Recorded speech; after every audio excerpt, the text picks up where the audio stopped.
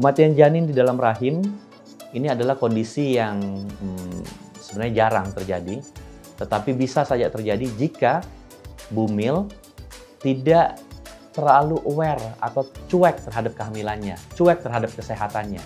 Sehingga dia nggak tahu kalau siapa tahu di dalam dirinya tuh ada infeksi tertentu, atau dia ada penyakit-penyakit tertentu yang dapat memperbesar kemungkinan terjadinya KJDR atau kematian dalam rahim tersebut.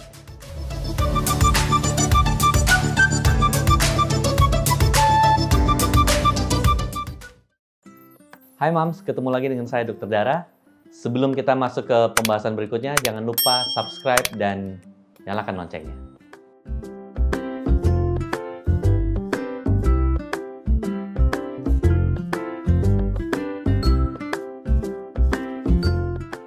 Istilahnya itu disingkat KJDR, kematian janin dalam rahim. Jadi sebenarnya ini berbeda sama abortus. Kalau abortus itu kegagalan kehamilan sebelum 5 bulan. Setelah 5 bulan sudah dibilang kematian janin di dalam rahim. Ini ada beberapa penyebab ya. Yang utama satu biasanya masalah plasenta. Jadi ada gangguan di plasenta. Plasenta itu kan ibarat kayak saringan. Dari rahim masuk plasenta, tali pusat ke bayi. Jadi kalau saringannya ini ada yang nggak benar, dari darah dari ibu kurang bagus ataupun sirkulasi baliknya nggak bagus, si janin ini bisa kenapa-kenapa. Itu bisa masalah plasenta. Bisa juga kondisi-kondisi yang tidak normal, kayak plasentanya mau terlepas, namanya solusio plasenta. Itu membuat aliran darah dari ibu ke janin juga berkurang. Bahkan kalau plasentanya terlepas, perdarahan hebat, ibunya pun bisa ikut meninggal. Nomor 2, selain plasenta bisa karena ada masalah kromosom. Jadi kayak ada gangguan kayak beberapa sindrom ya, contohnya sindrom Edward atau sindrom-sindrom yang lain yang berkaitan sama kromosom, itu juga bisa menyebabkan janin tidak sanggup untuk bertumbuh di dalam rahim. Yang ketiga bisa juga karena ada faktor infeksi dari si ibu, sehingga janinnya itu tidak bisa berkembang atau hidup lebih lama. Dan yang terakhir bisa juga karena faktor-faktor penyakit yang ada di ibunya. Contohnya ibunya kencing manis.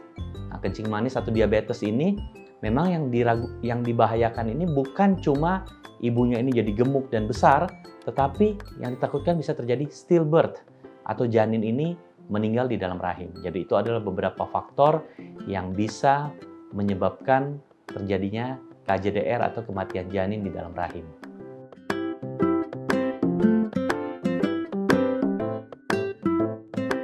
Umumnya yang paling gampang itu ketika bayi udah agak gede, dalam artian sudah 6 bulan lebih. Kalau dia masih agak 5 bulan, itu kadang-kadang susah ketahuan, karena pada saat 5 bulan, itu gerakan anak kadang-kadang si ibu ini belum ngerasa nih kalau anaknya bergerak. Nah biasanya 6 bulan lebih, ketika anak gerak-gerak di dalam rahim seorang ibu udah bisa ngerasa nih anak saya gerak. Nah, jadi tandanya kalau si anak ini tidak bergerak, jangan-jangan ada sesuatu dengan dia. Tetapi biasanya kita jangan terburu-buru. Biasanya kita sarankan si ibu ini coba makan, minum, gerak-gerakin perutnya, goyang-goyangin, atau bunyi-bunyiin, ambil kayak apa, piring, sendok, bunyiin dekat perut, ting, ting, ting, dirangsang pendengarannya, dia gerak apa enggak gitu loh. Kalau dia tidak bergerak, atau ibu ragu, ini gerak apa enggak, sebaiknya periksa. Jangan ditunda-tunda.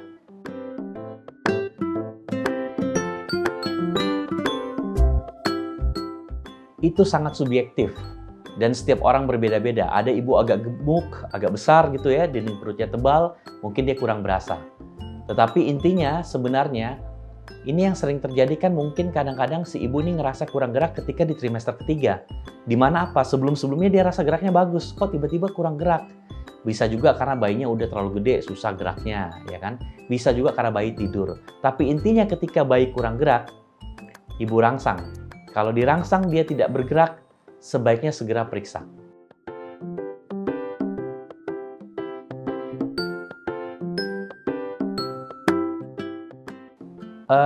Baik di trimester kedua maupun trimester ketiga, jika terjadi kasus kematian janin di dalam rahim, itu dokter harus segera melakukan induksi persalinan.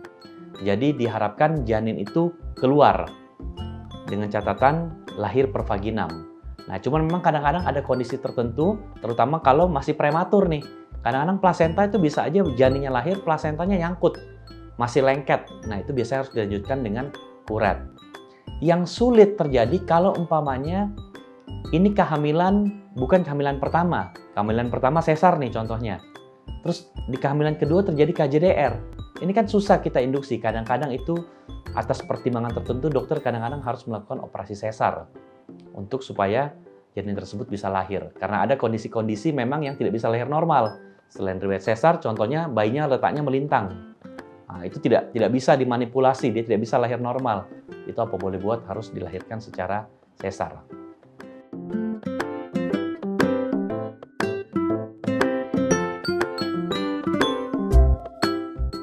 Jika terjadi kasus KJDR, maka harus segera bayi tersebut dilahirkan. Apa bahayanya jika ditunda-tunda? Takutnya ada yang namanya fibrinogen atau faktor yang pembekuan darah si ibu, itu akan lari semua ke janin. Akibatnya si ibu itu akan kurang fibrinogennya. Sehingga pada saat nanti dia melahirkan, perdarahan itu susah untuk berhenti. Makanya jika terjadi kasus KJDR, diyakini itu suatu KJDR, biasanya paling gampang lihat pemeriksaan USG ya, tidak terlihat ada denyut jantung janin, sebaiknya segera bayi itu dilahirkan. Kalau bisa dengan cara normal per vaginam, dengan diinduksi sebelumnya agar muncul kontraksi. Kecuali ada kasus-kasus tertentu yang tidak bisa diinduksi, tidak bisa lahir normal, ya apa boleh buat harus dilahirkan secara sesar. Tapi kita utamakan dilahirkan per vaginam.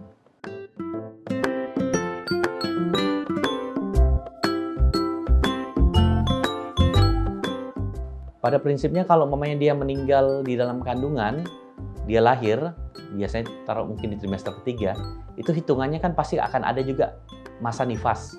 Jadi biasanya disarankan kalau mau hamil lagi, ya sama seperti orang biasa lah yang melahirkan. Cuman bedanya kan kalau orang biasa, kalau dia sudah punya anak, dia harus kasih jeda supaya ada waktu cukup sama anak yang baru lahir ini. Tapi kalau ibu-ibu yang sudah melahirkan karena kasus KJDR, biasanya itu dipastikan dulu, dokter biasanya menyarankan ada beberapa pemeriksaan lab untuk memastikan satu yang paling penting, ada nggak faktor-faktor infeksi. Kalau tidak ada, secara psikis ibunya sudah siap, dia setelah melewati masa nifas 3-4 bulan, kalau dia mau program sudah boleh lagi.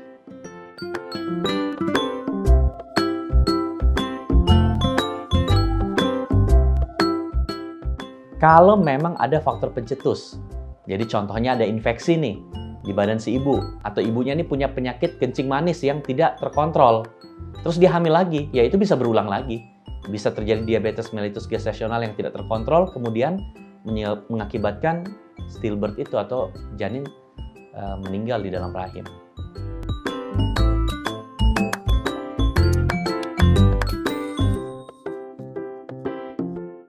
Tentunya harus kontrol secara teratur, sehingga ibu ini tahu kondisi kesehatannya kayak gimana. Dia ada nggak penyakit-penyakit infeksi, dia ada nggak penyakit-penyakit kayak kencing manis, hipertensi, seperti itu.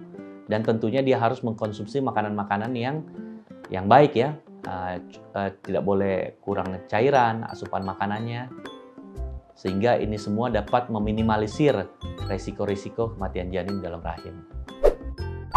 Oke Mams, jika Mams suka dengan videonya, jangan lupa di like, komen, dan share.